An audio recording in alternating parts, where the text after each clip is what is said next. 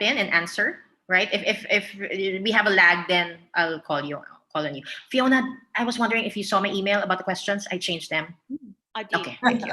Thank you. I've written short points. Yeah. No panic there.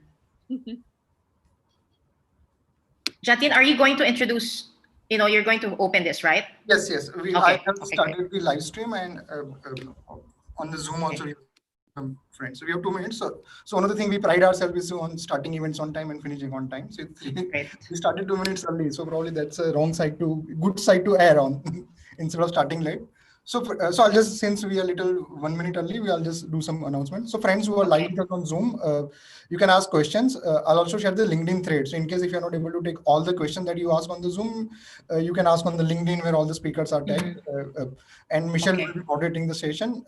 Just a minute and we'll just get started. So it's almost 4. So thank you so much, everyone. It's for India time, actually. So thank you so much, everyone, for joining in. This program is part of the CoRise Summit, which eChai Network and Vadhwani Foundation is organizing. Ankit is with us from Vadhwani Foundation. Ankit, if you can just briefly give an introduction of Vadhwani Foundation.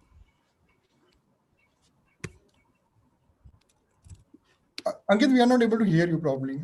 Or am I the only one who's not able to hear you? Cannot hear him. I can't, yeah. Okay, we are not able to hear you, but Vadhwani Foundation does a lot of good things. We have listed them on the website. So Ankit, you fix your mic for the next session. Michelle, who's the co-founder of Satisfied, she will be moderating this session. So typically when we do these events, we tell people that this stage is yours. Michelle's screen is yours. Yes, Michelle. Okay. Yeah, you get started. Oh, great. So hi, everyone. I'm Michelle Perez Patel. I'm based here in Hyderabad. I'm an early stage founder of Satisfied. We're a trust experience management platform. And I'm very happy to welcome everyone in this SaaS panel with our esteemed founders covering different spaces. So I'll start turning over the screen to my panel. And please introduce yourself and your startup. Okay. Fiona, would you like to start? Oh, sorry. I'd love to start. Okay, thank you so much. And hello, everybody. It is evening in Melbourne. We're in stage 4 lockdown. I think most of the people are out at the moment. So I'm CEO and co-founder of EdSmart. We started around about 6 years ago, and we were a simple solution for co-parent paperwork, to solve the problem of paper forms coming home in children's school bags. Well, we're so much more now. EdSmart is a digital forms, workflows and process automation platform, and it's helping schools take their administration function digital worldwide. So that's K-12 schools, and we're in 8 countries. Amazing. Anna? Great, thank you so much. My name is Anna Gong. I'm the CEO and founder of Perks Technologies, headquartered and founded in Singapore. I'm originally from San Francisco, having been there for 12 years during the dot-com boom and bust days. And this is my 5th startup experience, 4 out of the Bay Area and Silicon Valley, the first in Singapore and Asia. And Perks Technologies is a category creating lifestyle marketing SaaS platform, software as a service. Category creating is actually near and dear to my heart because we're not copying or a Me Too platform. And what we do is help traditional enterprises transform from like a transient transactional business to delivering meaningful engagements, especially in the digital economy. So enterprises are now racing to be mobile first and become the next super app. And we help them become 2-sided marketplaces, as well as having that whole engagement layer fueled by the gamification and the whole campaign management side of it. And then they can stand up a marketplace in less than 30 days on our platform and eventually become a strong ad tech contender in the digital economy. So we're moving really quickly with these vertical guys, focusing on banking, insurance, and telcos, and neobanks, as well as the insurtech folks. Lots of great things to come. Thank you. That's fascinating, Anna. Charmaine, we'd love to hear from you. Hi, thank you, Michelle, for having me here. I'm Charmaine, and I'm running a startup called InStory here in Bangalore, India. We are a little less than 2 years old.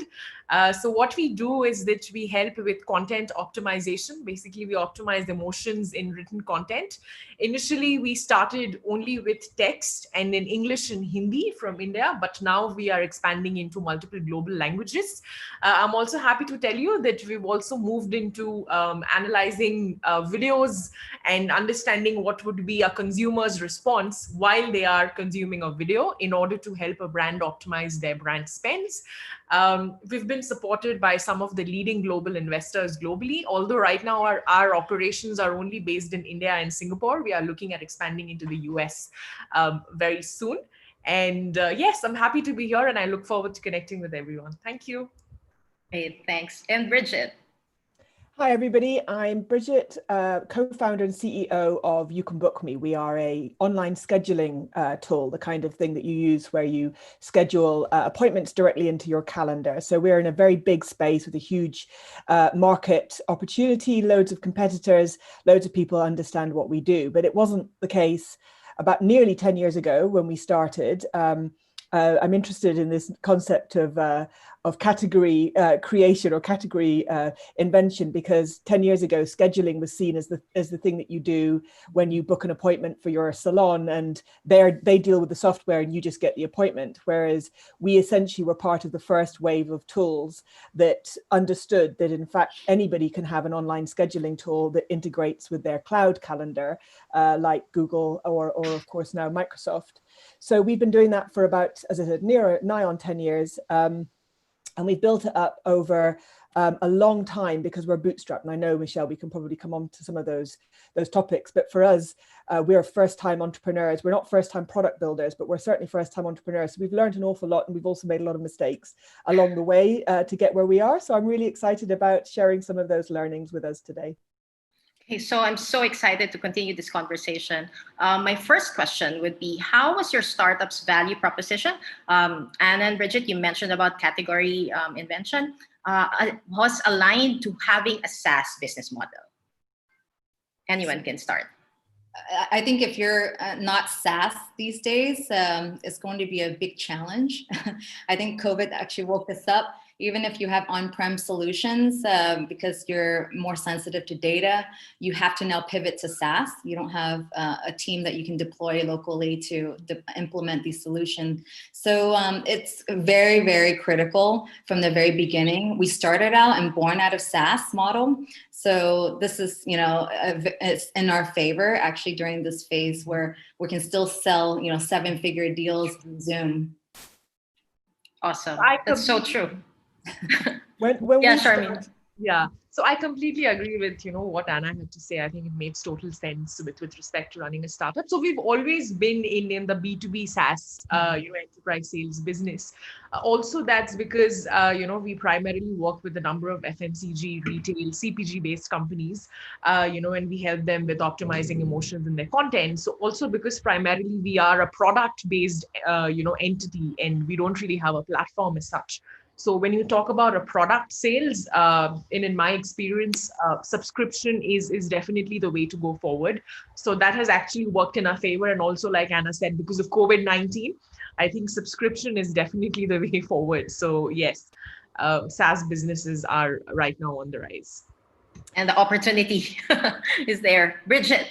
Well, I wanted to just add a bit of nuance to it, because I think that when we built we had we still do have another scheduling product that we built before You Can Book Me, called When Is Good, which is a scheduling tool that finds a time that a group of people can meet. So it's not necessarily a booking tool. It's more to do with an aggregate scheduling tool, it's called.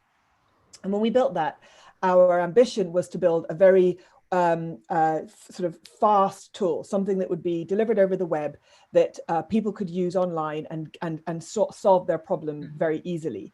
So at the time, we didn't think of it as SaaS. We didn't think that this was something that was a subscription model or delivering an enterprise solution, or in any way doing anything other than simply delivering a solution that you could access over a browser.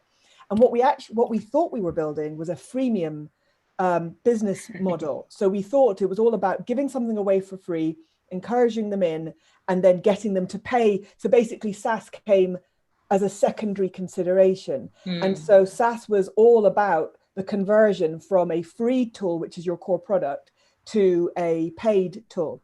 Now, I think that on reflection back, if I knew now if I'd known then what I know now, I think that SaaS, as Anna's just described it, is really a very, very different beast. It's not the thing that you think you can sort of spool up and send out there into the wild and hope people will kind of follow your product and start using it, and then eventually you'll get some conversions. I think actually what it is, it's really taking what used to be the enterprise solution and saying this is a SaaS version of that. And what we found with You Can Book Me as we've grown our revenue is we now have loads more customers that would previously have just bought enterprise software. They would scheduling would have been part of an on-premise package of solutions, and now they're separating them out. But they still have, and this is the important thing, they still have enterprise level expectations of things like security, data protection, contracting. We will still be sent POs, we will still be sent MSAs, they still want custom agreements. There's still quite a lot of tension in the core relationship where enterprises are still trying to pull you away from that SaaS model into their world of custom agreements, custom pricing, custom arrangements. And so we always find this sort of conversation space where we have to say, well, actually, no, this is actually monthly, or this is actually standard, or we don't actually amend our terms. And it's a very different end of the spectrum to freemium, which is almost like a consumer app where you're like, oh, let's just, push out a product, anybody can use it, and then hopefully some people will pay. And I think 10 years ago, it wasn't so clear that those are two really very different kind of models. That's amazing. Bridget, thank you for sharing that. And we'll go back to that topic, especially on the freemium. Let's hear from Fiona about having your startup values proposition aligned with the business model. So with our value proposition, it came out of parent frustration at all of these paper forms in school bags. So our value proposition at the beginning was save time, save money, reduce risk. And we were selling to schools. So, but the save time and save money worked on the parent side of the equation as well, because all of that time and wastage on this, it was just driving parents bats, including myself. So I do think some schools make a bit of busy work for mums, and I think we need to try and make it a bit easier for us all. So save time, save money, reduce risk was where we started. It made sense to go the SaaS route because schools did have large expenditure on on-premise enterprise software, namely the student management system, and they really weren't up for any more big expenditure. So we have an annual SaaS pricing, and that seems to work really well for our schools. It's a way that they can get in with a new technology and they can see the efficiency and those dividends flow, and then it justifies their renewal. So that worked. But we had a business started in 2000 that was a subscription content business. And why I love subscription is that as the years passed, the effect of compounding, if you create a good customer community, generally they stay, and if your churn's really low, then your business model starts to scale really nicely. Coming from that, Fiona, and I'd like to ask this to everyone, were there key insights that you discovered from your early users or your early customers that you felt led to the growth and the success that you're enjoying now? Yeah, number one was onboarding. So I've got to say we were very product focused to start with, and that was great because we were the new thing and we're the category creator of our time when we turned up. However, in a school, there is such a wide range of technical capability. And some people, we handed over the keys to, Mercedes, and really they couldn't even drive a Honda. So, and that's my analogy. We really had to perfect onboarding, and we were told pretty bluntly in that first year by the customers, you need to help us with this. We want to do it. And it required quite a lot of change. So that was built into our onboarding and our training model. I'm glad we've done it though, because as COVID has struck, our schools have had a benefit to non-ed smart schools here, which is all of the administrators administrators can jump on, they can create messaging, and they can get it out to groups of parents or the whole school community pretty much instantly. And they're very, very comfortable with creating those messages. Right. So under other circumstances and other platforms, maybe not so much with emergency management type messaging. Right. Our schools, it's a very official channel. So they're super comfortable with it. That's what we learned. Good on board. Nice. And it was easy for them to transition given that everyone, almost all schools now would have to go online, right? Anna, what about for Perks Technologies? Like, what were the key insights? I mean, customer engagement and loyalty, most of probably the audience are familiar with it, but how Perks Technologies was able to just, introduce something so different would be very fascinating for us to hear.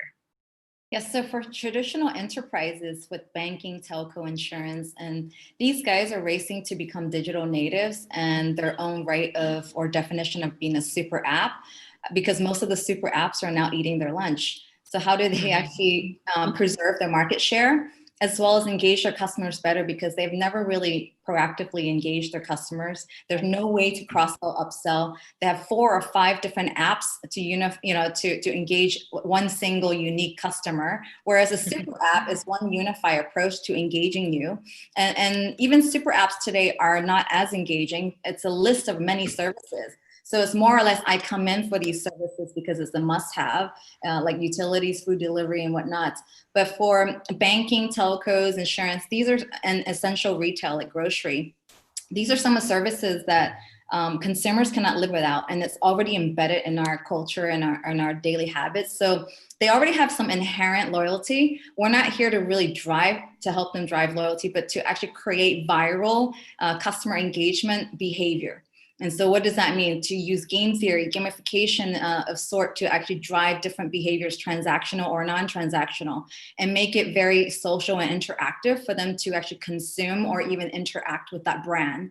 And so, but if you see the transition, today the ecosystem is getting grayer and grayer because of mobile first, fintech, and super apps. And so if you ask a telco, who are they competing with?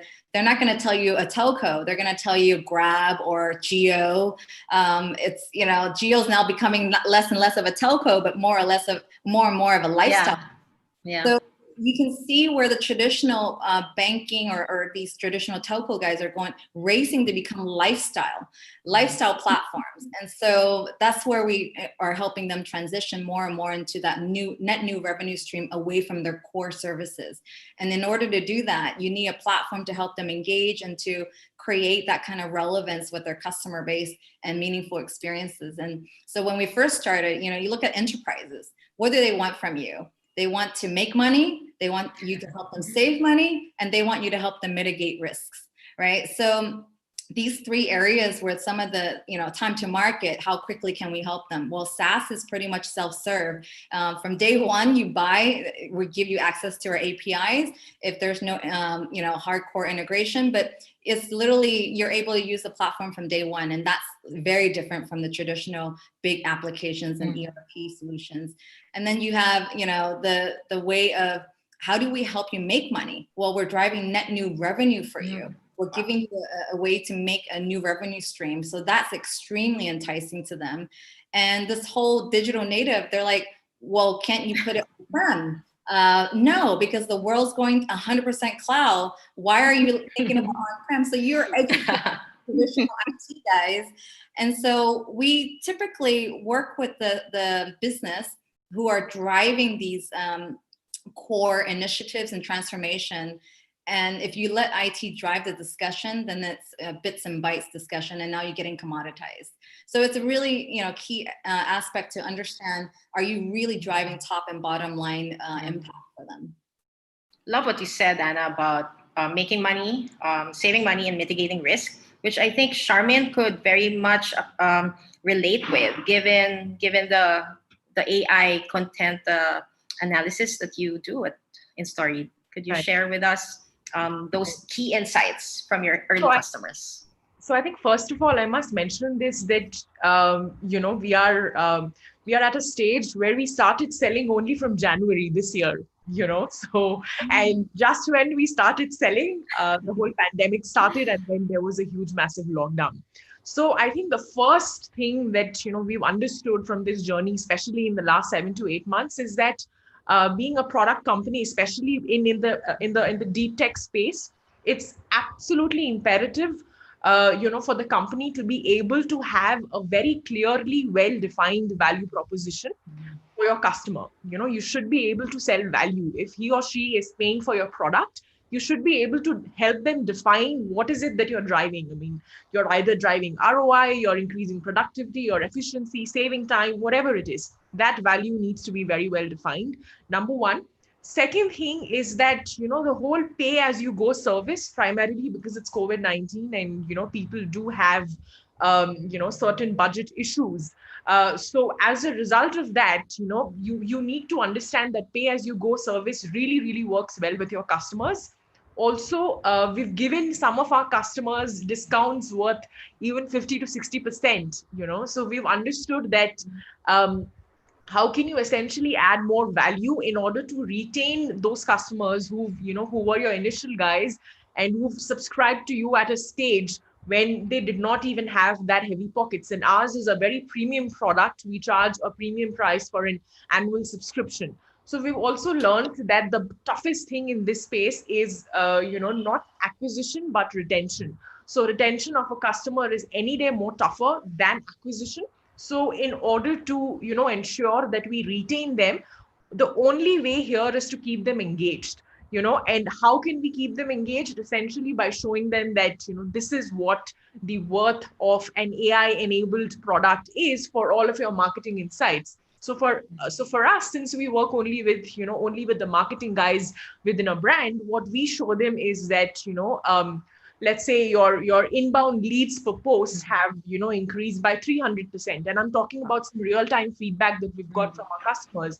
Their entire lead to conversion cycle has practically doubled in the last 6 months. We've been also able to drive ROI by 1.5x in less than a quarter. Hence validating the importance of, why it is so essential to have emotionally engaging content in order to be able to drive sales. So I think these were some of the things that we've learned in the last 6-7 months. Yeah. And it lessens the trial and error for the marketeers, right? It's really like there's a science already about it. It's about, it's so fascinating, Charmaine, what you're doing.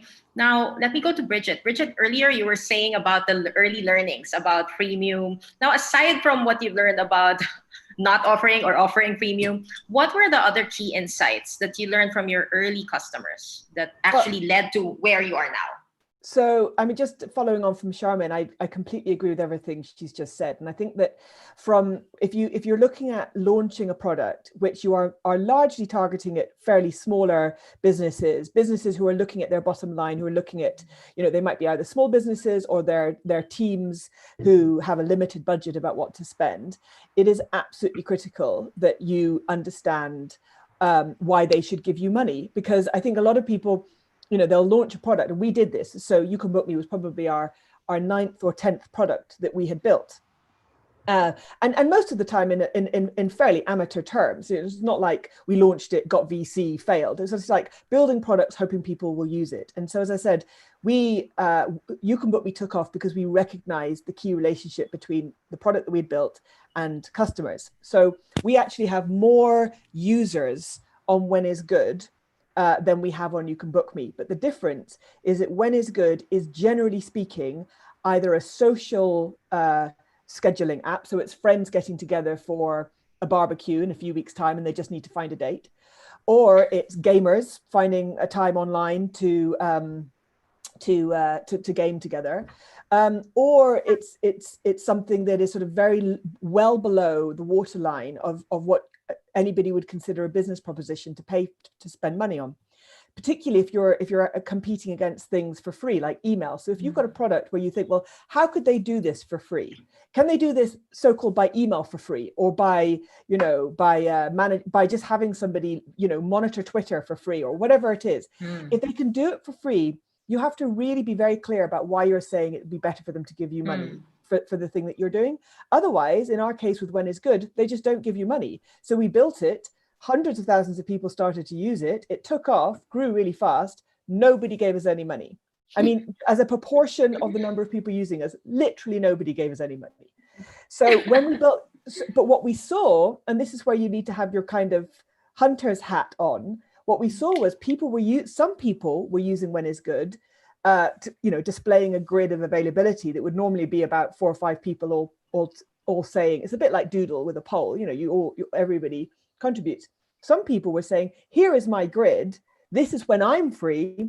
You tell me what date here you want to pick, i.e. a booking tool. So when we spotted that, we built what they needed, which was a booking tool that would do that rather than the When is Good problem.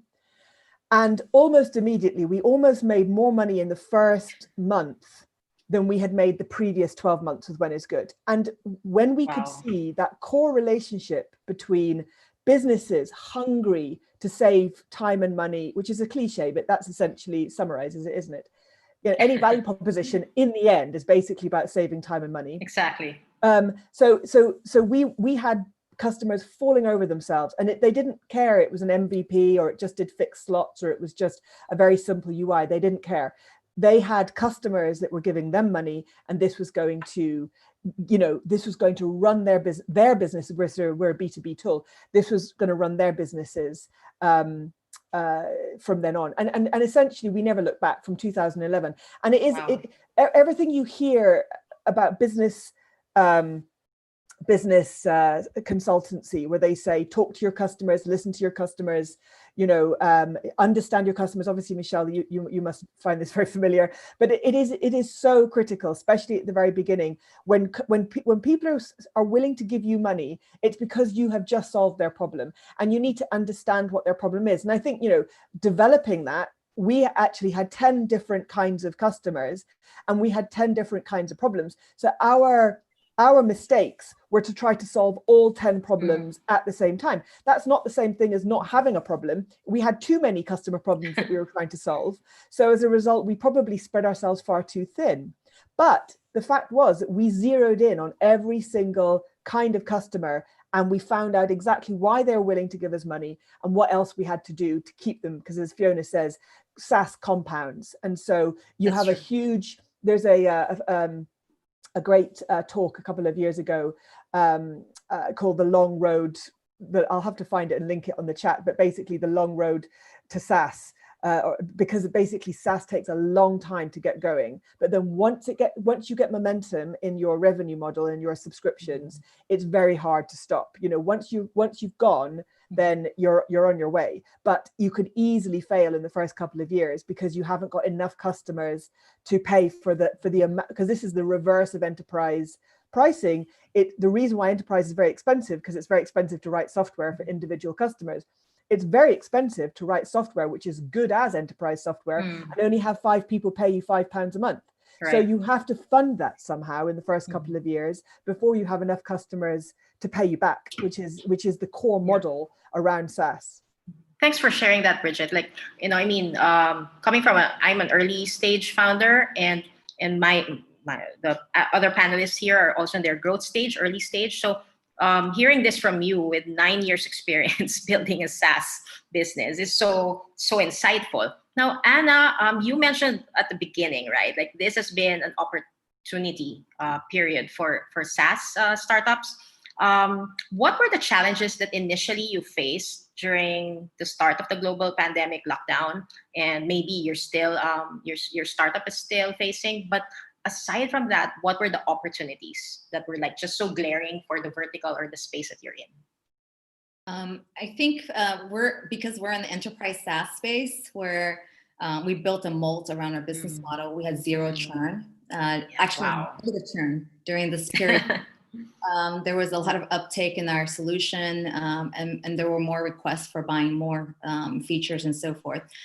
What I would say the learnings, most of it's all operational and restructuring our go-to-market. But what we've seen is that, do you really have a moat in your business that you can sustain any kind of recession? because this is one of those experiences. And our pitch has always been, how do we help you create net new revenue? And that's always been top line focus, and we emphasize that.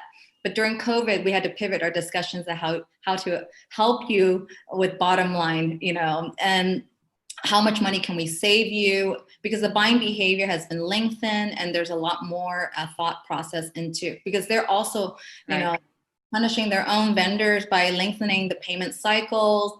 The big enterprises, whether multi-billion-dollar organization, they are now struggling with their own layoffs and financial operations. And so we had to pivot our discussions to focus a lot more on cost-saving measures. And how quickly can we help them go to market, or how much money will save them, because they're just making so many changes to their business model.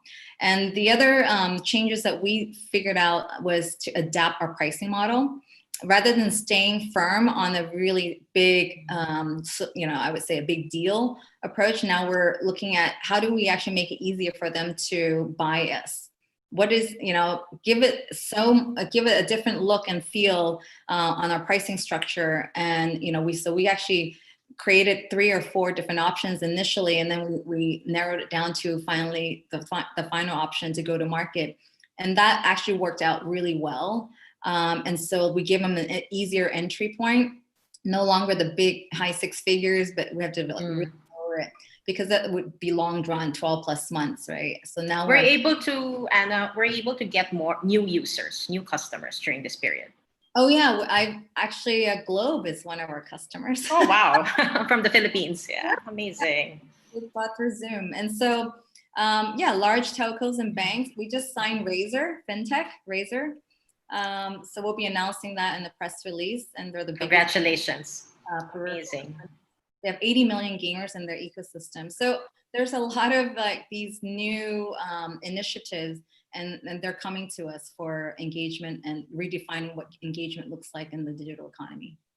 Thanks, Anna. Now, Fiona, everyone is into EdTech right now, right? It's like it's the vertical that's just, aside from health tech, of course, but so what were the challenges that you faced? Especially one of our audience here asked about competition in the EdTech space for you. So what were the challenges in terms of competition, in terms of maybe your operations too? And what were the opportunities that you found?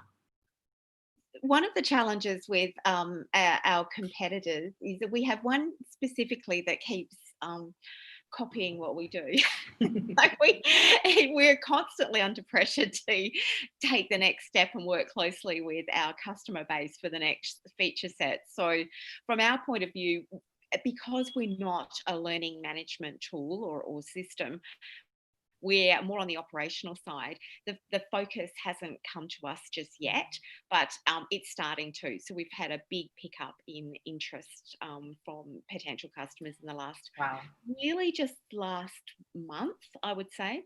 And it's mainly based off the back of the communications potential of the platform, which is our principals were all able to jump on and control the narrative of the coronavirus pandemic to their school community. And that's unlike schools that didn't have access to EdSmart, where you had all sorts of gossip going crazy in the community, people pulling their kids out of school before there was even any health department notification. That's true. So where we're at is that schools are starting to do their debrief on how well they managed the move to online learning. And there are some gaps being revealed around how they manage the communications. And that's where we're starting to see that uptick in interest, because that's a really key strength of ours. Our school decided that everything could really go pear-shaped. So they all started to renew early from about February. So that was very, very valuable to us. And they renewed multi-year deals paid up front. So that was really helpful as well. And it's made us look more carefully. Like Anna, we actually had a look at our pricing policy and came up with a whole new pricing plan, we started to see how schools were using our feature set differently, and just move some things around to make it easier for them to get the functionality they wanted without having to pay the top line price. Nice. And look, where this has led us to is that something I've wanted to do from the beginning, but schools were very conservative and not willing to play, is to develop community. So I've been able to get a group of our principals to really come on board to talk honestly about how they're leading through the coronavirus pandemic. Wow, amazing. And really, schools are at the front line. So yeah. And so this is a great opportunity, I think, to help us with our scaling, because once you have a community that is sticky and heartfelt connected to you, you know, and you keep improving your product in line with their expectations, it's a winning formula. So, what I found interesting, Fiona, is that you extended towards a learning management system, coming from what you're strong at, which is really like a school organization system, community based, right? So in a way, correct me if I'm wrong, there's already like a trust, like what Anna was saying earlier, like you have a very secure moat, right? You have a pretty strong built moat around you, that you already have this strong customer intimacy relationship with the schools, with the principals, so that now that they need a learning management system, was it so much easier to like protect that moat from other LMS solutions? So we're not an LMS, but what we do at Michelle, is we integrate with other systems. We try and be agnostic. Well, we are, because we actually see schools have been, look, they haven't had the best deal, and basically legacy players are very proprietary in their delivery of their software. And schools will have a real mishmash of different apps that don't talk to each other within the school setting. So where we're quite different is data interoperability is a real key of how we function. And look, we will work with any learning management system, but you know, we have a few in our ecosystem here in Australia that work really well. And you know, if anyone wanted a recommendation, we know who we point them to. But Fiona, let me ask: was it more favorable for the school that they're already an EdSmart school? It's easier to integrate with an LMS versus like non-EdSmart and then going into an LMS. So yeah, they really need a student management system. So we're a third piece altogether. Student management systems actually do administration. And if you look deep inside a school, and this will shock everyone on this panel, I'm sure, but schools are way behind any other kind of industry when it comes to their administration and business function. Inside a school, you're likely to find bespoke databases and paper-based processes. And that was the key piece that we saw could be digitized, and we're well on the way to digitizing all of that. But you're right, we have a moat around our business, and that was our customers coming to us saying how we don't want to be caught with the system not available if we haven't got the renewal invoice, or we can't pay because we're in a remote situation. So that was really, really useful to have that. Thanks so much for that. I just Bridget, Well, we have many schools, many public schools and public school districts in the US using You Can Book Me, and they have done for many, many years. So even though You Can Book Me is not ostensibly an ed tech tool, although I agree with Fiona about the level of progress in terms of technology adoption in education generally, it is true, though, and we are grateful to them, that many public schools in America adopted You Can Book Me because we integrated with Google Calendar, and they were all on Google Apps for Education. So because they had the education package that Google provided them, they had the calendars, and so they used You Can Book Me extensively for parent-teacher conference bookings, even though there are much more bespoke software out there now that does that kind of parent-teacher conference. So we have a long-standing relationship, and I have to say, they send us checks to the UK to pay for their subscriptions. So we get these beautiful, almost 19th century looking checks, which have been issued by the different schools because I can see, Fiona, instantly exactly what's going on there, and they are not set up for modern billing and payment management at all.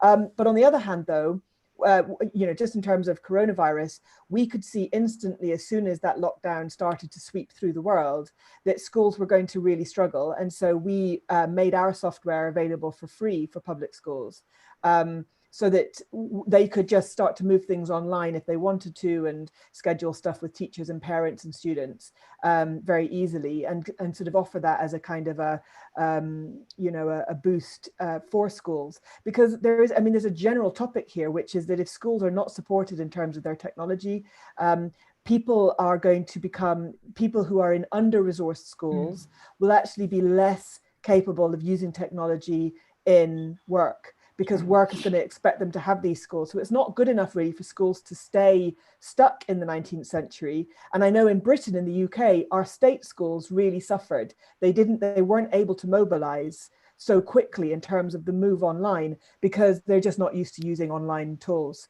They really failed. Whereas the private schools, the fee charging schools, they because they've been using iPads and they've been using fantastic software that enables learning, they almost didn't miss a beat. And you can start to see that this is a real area of, if you were a public policymaker, I think it would be a real area of concern that state schools are going to be inadvertently held back if they don't start adopting technology pretty soon.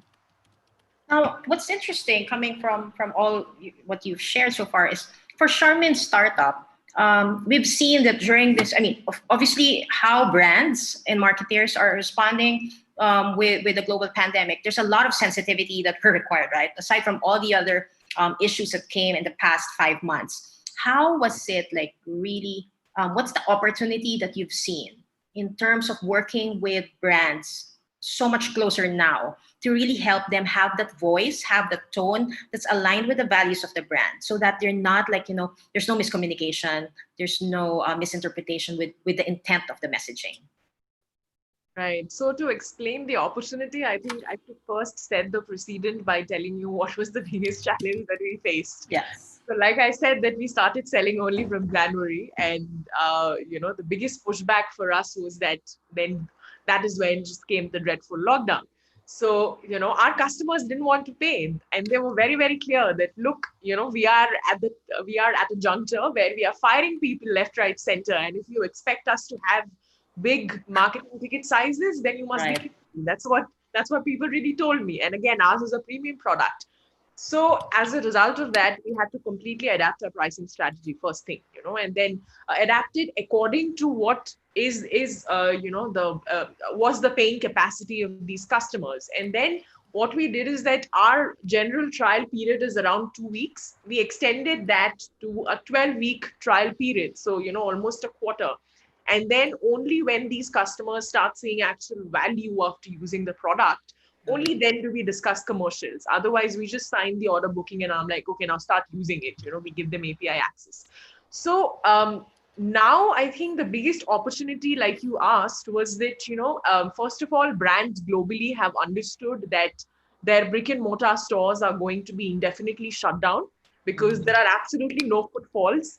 So they understand the importance of selling online. It's primary for every brand, for any company out there, irrespective of what domain or vertical they are in, to be able to reinforce and re-enhance, their online engagement so that they can sell much better, so that their engagement online is higher and they can, get more leads, more conversions, hence more sales, and be able to drive ROI. Now, as a result of that, what we've noticed is that now, from July onwards, on a daily basis, we are getting about 8 to 10 fresh new leads every day, which shows that the whole marketing industry is witnessing an exponential increase, with respect to the understanding the importance of marketing, especially online marketing at this point of time. And I must tell you that as a result of that, we at InStory have witnessed a 60% month-on-month growth in the middle of COVID-19, which did not even expect. Yeah. And to top it all, we also got 3 acquisition offers, from three of the largest, marketing Amazing. enterprise tech companies, in the US. But we said no. But yeah, it was a huge validation for us that, okay, if we are able to, achieve all this in the middle of COVID-19, I think the COVID phase, adapting to the new normal and then be able to sustain this should be easier, I guess. So that was our learning, and that was the opportunity we saw with respect to marketing. Amazing. Wow, Charmaine, that's an amazing validation. Now, before we open more questions to the audience, what is one advice that you could give from early stage founders up to preparing for growth stage? Right. So I think one advice. So, one advice is that do not focus much on tech, because tech is never really the differentiator. The biggest differentiator is the market that you're chasing. So focus on sales, do not really focus on tech, and have the right go-to-market strategy. Once you've identified the right customer, go ahead and, just start selling. Reach out to those people and know that, no matter how kick-ass a technology you have, you're not really going to, get more sales, but you need more customer validation. So technology is not the differentiator. The market that you're chasing is the differentiator. That was my biggest lesson. Thanks for that. That's really a mindset that I think we should educate more, especially those entrepreneurs who are about to get into a tech startup world. Like, it's really about selling, like, find your first customer more than the tech. The tech follows, actually, right? And the tech evolves so fast. Anna, how about you? Mine's a little bit more, since Charmaine made a good point already, I won't go to the sales side. Mine's more or less the mindfulness, right? Really about the mental health of the founders. There is no playbook at the moment, and we've never ever experienced this kind of pandemic before. So don't panic. The whole point is to just be hyper-focused on the essential verticals or specific businesses that need and your solution, and that you have a moat. If you know that you have a moat that is, highly unpluggable, then you can just focus on those specific essential verticals, and don't worry about building out a 3 to 5 year strategy. We don't even know what's going to happen in the next 6 months. So push back on your investors, push back on your board, manage them. There's no playbook right now. Just figure out how to live day by day. Exactly. Thank you for sharing that. that this year is all about surviving. Forget everything else. Survive. Yeah, I mean, in one webinar I heard just make sure you get to live through to 2020. Like, if you're a founder, just make sure you're alive. Fiona, how about you? One advice. The advice I would have would, maybe I'm pulling together of what everyone has said, but we started with an MVP by shopping the idea around to some schools we knew, and we just took all the feedback in and then created a prototype. And I think that kind of customer validation really, really helps you.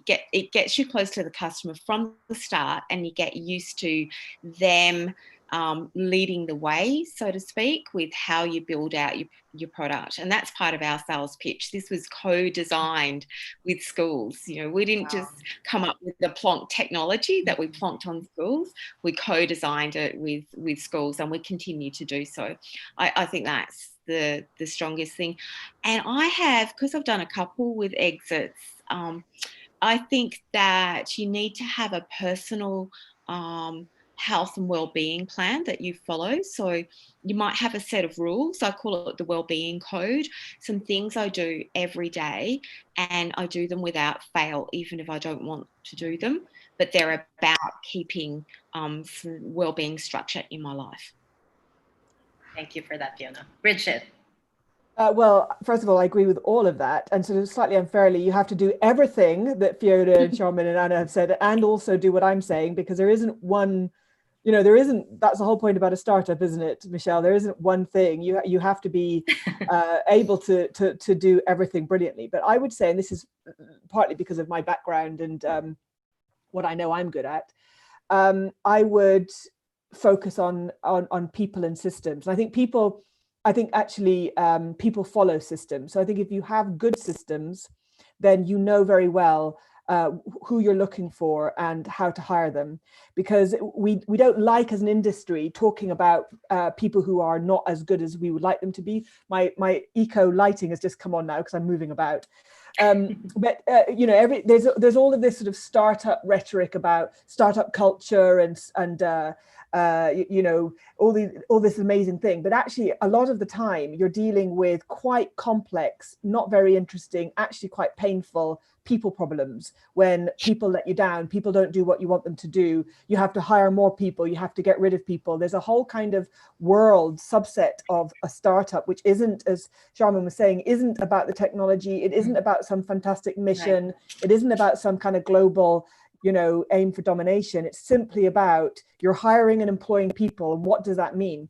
And I think in our experience, and we're bootstrapped, and we're multi-million-pound company, but we still only employ 15 people, and there's a reason for that, because people are very expensive and they're very difficult to manage, and it's a very big job to hire the right kind of people for your startup.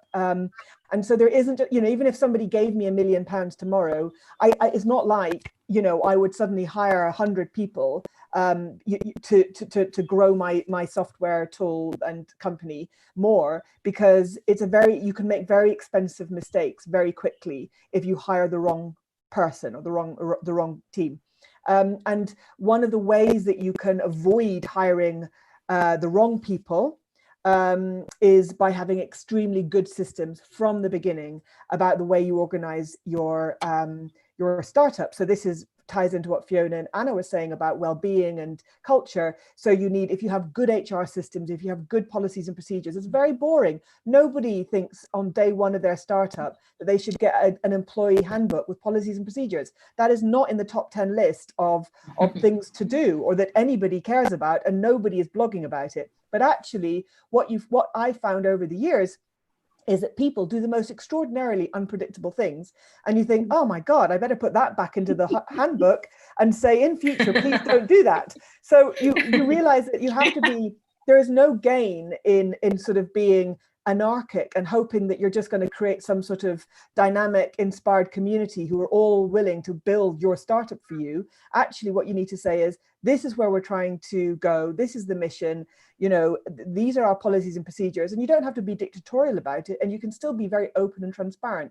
But very good HR systems, very good operational systems, very good, you know, get legal contracts in place, get good payroll systems in place, get good salary structures in place, make everything very clear and transparent. Because when you start paying people a monthly wage, it doesn't matter how exciting your product or your mission or your technology is. At the end of the day, people care about their own monthly payroll, you know, and that's what you have to care about as one of your top priorities, I would say. Thank you so much for sharing that, Bridget. Like, you know, these are things. Yeah, go ahead, Charmaine. Sorry, go ahead. So, you know, one thing that I've seen with a lot of my startup peers also do is that, you know, they have a tendency to hire from, hire from the best alma maters possible, right? I mean, here in India, it is the IITs and the IIMs, you know, which are like also the best technology, and management institutions. Globally, in the US, it can be like a Harvard, MIT, Stanford, etc. But, you know, in my opinion, more than the attitude really matters, you know, because skill sets are something which an employee can acquire on the job, but I cannot really teach them the right attitude. You know, that is something which has come over a period of time. So it is important that, instead of looking for the tier one, guys, when you're hiring, it is important that you test their psychology more, that what is their attitude and, you know, do they really crack under pressure? Because in a startup, the pressure is something that you cannot predict, you know. So are they people who have the attitude to be working and performing in alarming conditions, and that they will not, crack? That is something is extremely important for a startup, you know, and those are the guys who will eventually take your company to an exponential growth, not absolutely. Not the tier one. Absolutely. In my experience, if you, I mean, people talk about 10x developers, and there's a sort of a mythology about developers particularly, but actually it happens across HR, it happens across companies and teams. People who are high-performing problem solvers are the best and the most valuable people you can hire inside your company. Amazing. Thank you so much, everyone. This has been a really insightful panel, because it's no one can replace really experience, right? Like learning things the hard way, doing the things, the dirty things. And what Bridget mentioned earlier, it's about taking care of people, especially during this pandemic. No one really talks about that. You don't find that in any PR, articles, right? But these are things that help a startup survive, give more strength to any founder, regardless of, I believe, of stage and level of funding received. So if we have maybe one question that we can open for the audience. I'll become the audience this time. I'll play your role. Michelle, you are also building a SaaS business. So what was your key insight and learning that you would want to pass on to the early stage SaaS founders? Okay, so it's really about following the customer. So we focus on customer experience for the past 15 years. But what COVID taught me as a founder and the whole team was that we need to look at the whole, just like what you're saying, category reinvention. So we came up with a new category called the trust experience, where you cannot only just focus on the customer experience, but also equally the employee experience. So we focus on, we're not an enterprise customer target market, but we focus on SMBs, primarily in retail, hospitality, and travel. If you notice, these are the top three industries that severely got disrupted by COVID. So when we had to suspend our operations last March, just like Charmaine, we just launched in late Feb. Can you imagine that? So we were onboarding our first customer for the platform when that happened. But it's over the 5 weeks, it's strengthened more our value proposition to communicate trust. So which is the highest level of, what is the highest level value proposition that any company could possibly sell? We went for that in our space. So we are selling trust. We are helping build more trust, and that alone has resonated with the markets, with our customers. Awesome. So last 1 or 2 minutes. So this is something we try to do towards the end of the session. That think of this as a university class, and this is a convocation time, and you are supposed to give a convocation speech in 1 sentence. So we want to end the session on a high. So what I will do, one by one, all of you will respond. And the moment the last person ends their sentence, I'll close the call. So we'll end on a high. So Michelle, we start with you. What is your one-line convocation message for the class? There's always an opportunity in every crisis. And that defines who you are as a founder. Awesome. Fiona. Pay attention. Wow. Pay attention. Very well said. Anna. Focus, focus, focus. Wow. Speakers are not supposed to repeat the other answer. So Sharmin, you have to think of a new one. Yes, Sharmin. So for me, it is always about seize the day, carpe diem. Future is not in your control. Think about today, future will fall in place. So carpe diem.